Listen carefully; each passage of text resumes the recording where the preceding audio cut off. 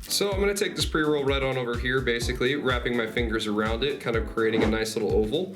And I'm going to push the material down very lightly on this first one here to kind of indicate the perfect pack that I have with the machine. I'm going to find the fold in the paper, and I'm going to push towards it with the ballpoint pen. And again, I'm not pushing down, I'm just going to push back a little bit. And the idea is to fold the paper here and not so much bend it.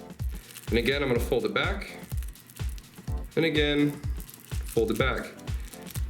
This is going to attain you a nice even pre-roll here for a nice fold. Now, I'll show you another technique here, which is a little bit more aggressive. This technique is used typically to pack a pre-roll down tighter.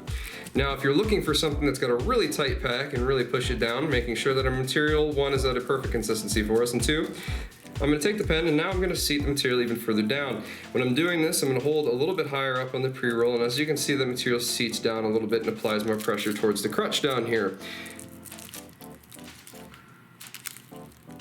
I'm going to get it down to kind of that baseball bat hardness that a lot of people seem to like a lot of the time.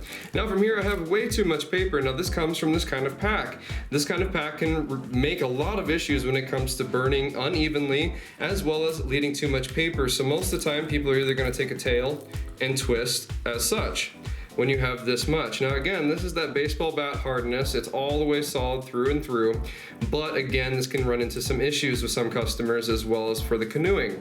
As you can see, the two differences can apply right here as far as they're both the same weights, however, two different pack styles come from the operator. It's not up to the machine to get the even pack all the way through here as far as the tightness. It's up to the operator to get the tightness of the pack that you're looking for, as well as the fold at the end of the day. When we have the pack that we're looking for, letting our team know what we're looking for with either a pen, a chopstick, or however you guys like to do it, and with the twist or the fold is up to you and your operation and the beauty behind pre-rolls and the art. Thank you guys very much, and take care.